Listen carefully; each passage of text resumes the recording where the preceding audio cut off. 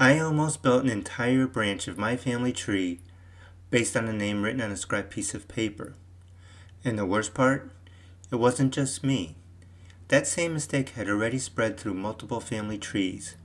I'll show you exactly how that happened in a minute. But first, if you've ever felt like you've been collecting tons of records and still not sure what is true in your family tree, this is why. Because the difference between being a beginner and a real genealogist isn't how many records you collect, it's how you evaluate them. And once you see what almost fooled me, you'll know what to look for and what to avoid. So let's start with something really foundational here. Original versus derivative sources. An original source is a record that is created at or near the time of event. Think of a birth certificate. A derivative source is something that's been copied or transcribed. Think of when you go on Ancestry.com and you see the original census record. Well, before you go in there, you can click on that and it'll have a typewritten transcription of the names on a census record. That's derivative. Another type of derivative source would be like a birth index. That's like a copying of all the different types of recorded birth certificates. That's also derivative. Notice how as we move away, further and further away from the original record, you see the caution signs. You get further away from the original record, and so what that tells you is to be cautious as using those items as a source. Now let's go deeper. Primary versus secondary information. This is about the information inside the record, not the record itself. Primary information comes from somebody who had first-hand knowledge at the time of the event. Secondary information comes from memory, often years later. There's an example. A birth date recorded by a doctor at the time of birth, that's primary information. A death certificate listing someone's birth date decades later, that's secondary information. Same fact, different reliability. Now here's where it gets really interesting and where a lot of people go wrong. You have to ask, who gave the information? This is called informant reliability. Not all informants are equal. A person usually knows their own name and birth date. But do they know their grandfather's exact birthplace? Maybe, maybe not. On the death certificate, the informant might be a grieving spouse or a grieving child. They may believe the information is correct, but that doesn't make it accurate.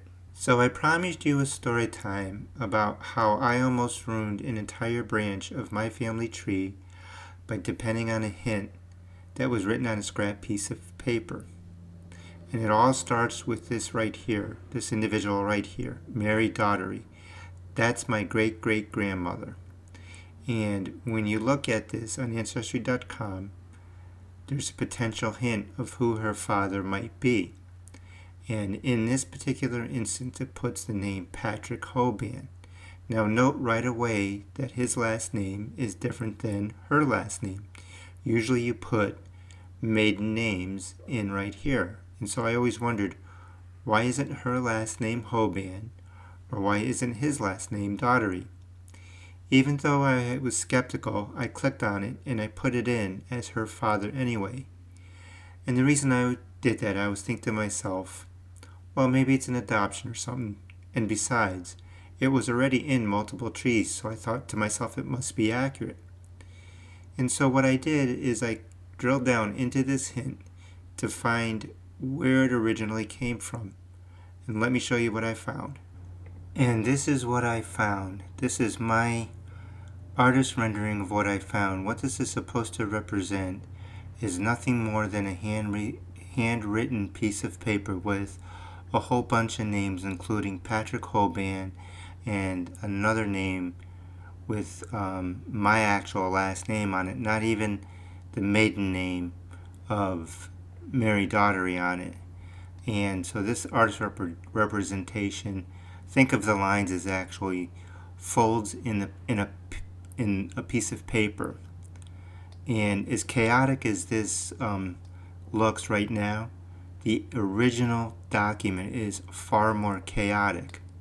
So I actually wrote an email to the owner of that original tree, and I asked, say, do you have any more information on what makes Patrick Hoban Mary Daughtery's father?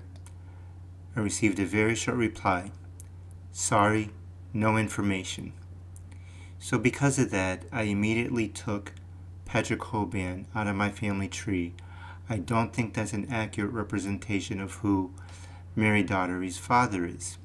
So what I'm going to have to do is I am going to see if New York State I actually have a death index for Mary Daughtery. I'm going to see if New York State actually has a death certificate that I can use to determine who her father actually is. Let's address something directly. Online family trees are not sources. They're clues, they're hints, they're starting points. But unless they cite actual records, they're not even evidence. And here's the uncomfortable truth. Many online family trees simply copy from each other. So an error can spread, and suddenly it looks like a fact because it appears everywhere. So here's what I want you to take away. Don't just collect records. Question them. Is the record original or is it derivative? Is it primary or is it secondary? Who is the informant? Would they really know? If you start to do this, you'll separate yourself from most beginner genealogists. If this helped you, I've got more videos that range from getting started with genealogy to breaking through brick walls. And I'd love to hear from you. What is one record that you've really questioned recently? Drop it in the comments. See you later and happy researching.